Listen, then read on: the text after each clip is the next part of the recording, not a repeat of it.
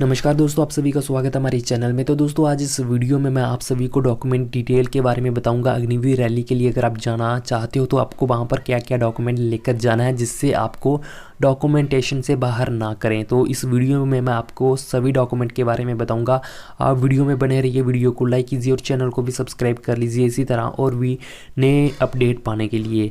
तो दोस्तों अगर हम बात करें जहाँ पर सबसे पहले अग्निवीर रैली के बारे में, तो जो आपकी एंट्री है वो वहाँ पर रिपोर्टिंग टाइम जो बताया जा रहा है वो है 3 बजे। लेकिन जो दोस्तों आर्मी वाले हैं वो 3 बजे से पहले ही आपकी रिपोर्टिंग शुरू कर रहे हैं, इसलिए आप जितनी जल्दी हो सके वहाँ पर पहुँचने की कोशिश कीजिएगा और स्टार्टिंग के ग्रुप में नंबर लाने का कोशिश कीजिएगा, ठीक है।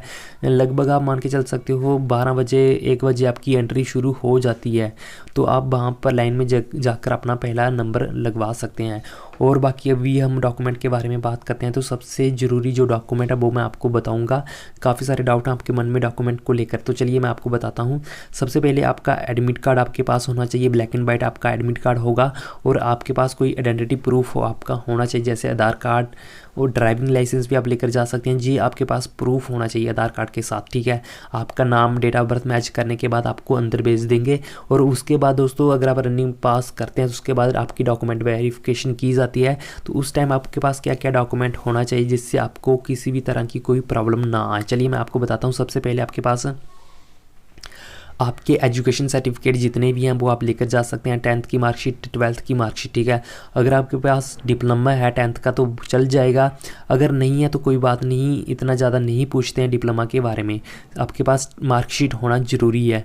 उसके बाद आपके पास कास्ट सर्टिफिकेट आपका होना चाहिए। अगर आप किसी भी कैटेगरी से आते हैं, जर्नल, SC ST OBC, तो आपके पास कास्ट सर्टिफिकेट आपका होना ज़रूरी है। साथ में आपके पास डोमिसाइल सर्टिफिकेट होना चाहिए J&K का।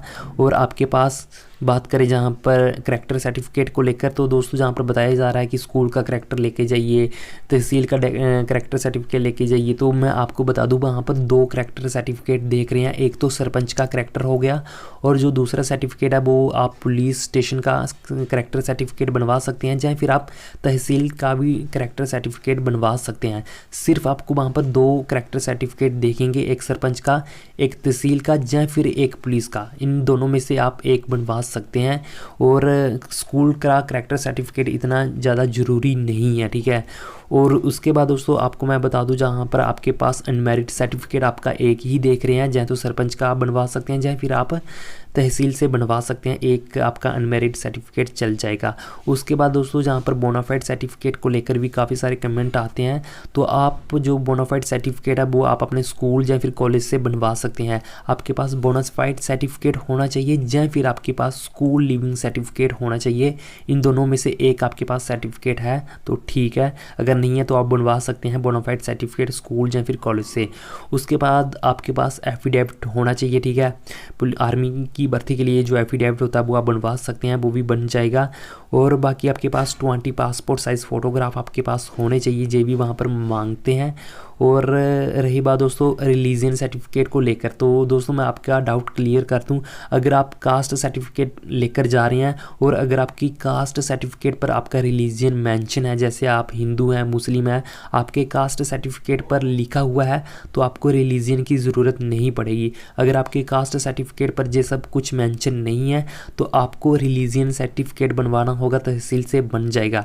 और जहाँ पर कमेंट आता है रिलीजन सर्टिफिकेट और कम्युनिटी सर्टिफिकेट को लेकर, तो मैं आपको बता दूं रिलीजन सर्टिफिकेट और कम्युनिटी सर्टिफिकेट दोनों एक ही चीज़ है। आप तहसील से इन दोनों में से कोई भी एक सर्टिफिकेट बनवा सकते हैं जो कि रिलीजन में ही आएगा। तो ये सब जहाँ पर आपके लिए कुछ इंपॉर्टेंट डॉक्यूमेंट मैंने आपको बता दिए हैं। और कुछ जहाँ पर लोग कमेंट करते हैं नो रिस्क सर्टिफिकेट को लेकर, तो वो मैं आपको बता दूँ वो अभी इस भर्ती में ज़रूरत नहीं है, क्योंकि पहले ज़रूरत पड़ी थी, वो उस टाइम कोविड का टाइम था इसलिए। लेकिन अभी इस भर्ती में आपको नो रिस्क की कोई भी ज़रूरत नहीं है। तो ये सब जहाँ पर मैंने आपको इंपॉर्टेंट डॉक्यूमेंट के बारे में बता दी है। तो अगर मेरे से कोई डॉक्यूमेंट रह गया होगा तो वो मैं आपको कमेंट बॉक्स में बता दूंगा, आप मुझे कमेंट करके भी पूछ सकते हैं। फिलहाल के लिए दोस्तों यही सब जहाँ पर आपके पास इंपॉर्टेंट डॉक्यूमेंट है जो आपके वहाँ पर देखे जा रहे हैं, तो फिलहाल के लिए बस यही था।